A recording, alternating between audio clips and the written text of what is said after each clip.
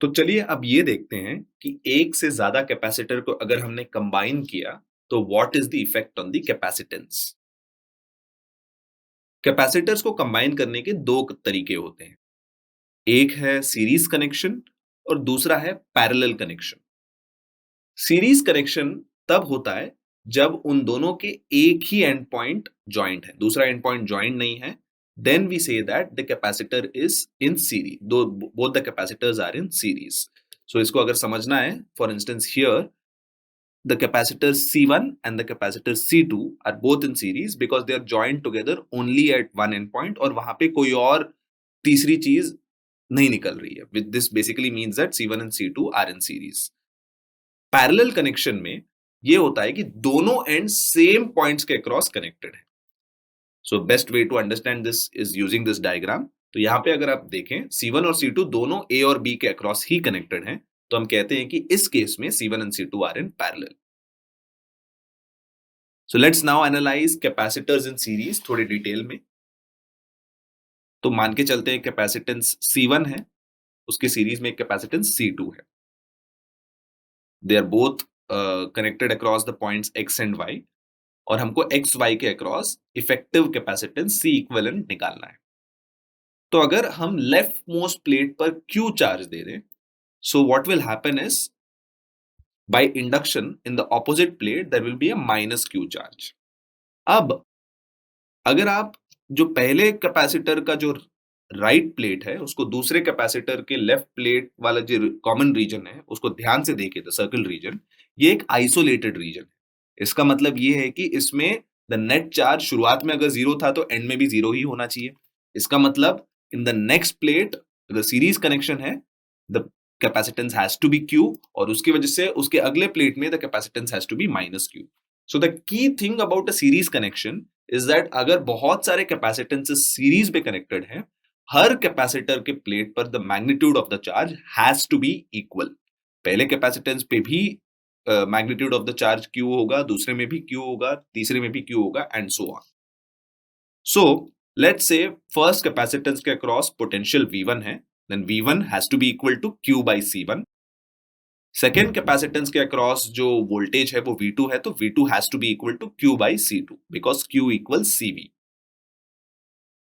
तो जो total potential difference है that will be equal to V1 plus V2। अब total potential difference will be equal to total charge which is again Q by C equivalent will be equal to Q by C1 plus Q by C2।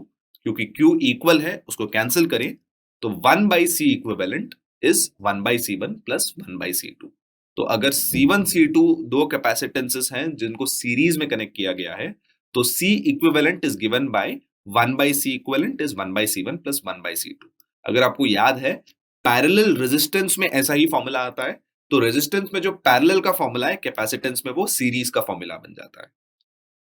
तो अगर एक तीसरा capacitance add करें तो भी कुछ ऐसा ही होगा, उसमें भी चार्ज Q और माइनस Q ही होगा because charge remains equal in capacitors connected in series. तो V3 will become Q by C3 and V अब बन जाएगा V1 plus V2 plus V3। So Q by C equivalent बन जाएगा Q by C1 plus Q by C2 plus Q by C3। Hence 1 by C equivalent is the sum of reciprocals of C1, C2 and C3। तो अगर n capacitor series में है तो 1 by C equivalent is nothing but हर एक का reciprocal निकालो, उसको add करो, उससे मुझे इफेक्टिव कैपेसिटेंस का रेसिप्रोकल मिल जाएगा। So let's now see what happens when capacitors are in parallel. So let's take C1, C2, both parallelly connected across A and B. So the total voltage V in this case, parallel connection में voltage constant होता है, right? Because both are connected across the same points. So इसमें charge अलग होगा because voltage is constant. तो ऊपर के capacitance में let's say the charge is Q1. So Q1 has to be equal to C1 into V. नीचे की capacitance में let's say the charge is Q2. So Q2 has to be equal to C2 into V. दोनों case में potential difference V ही होगा। So the total charge अगर effective capacitance निकालना है तो total charge is Q1 plus Q2। अब total charge क्या होगा? Total capacitance into voltage। So C equivalent into voltage is C1V plus C2V।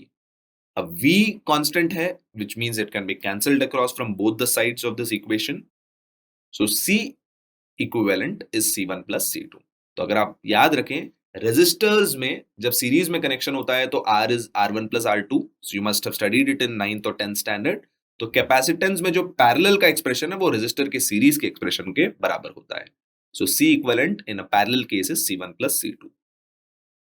तो अगर मैं तीसरा कैपेसिटेंस कनेक्ट करूं, Q3 होगा उसका charge and Q3 will be C3V.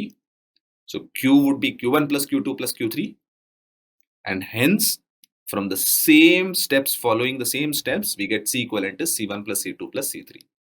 So parallel connection में अगर हमको इफेक्टिव कैपेसिटेंस निकालना है, हमको बस इंडिविजुअल कैपेसिटेंसेस को ऐड करना है.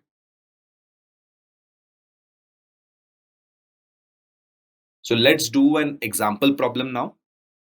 तो हमको एक सर्किट दिया गया है where we have to find out the effective capacitance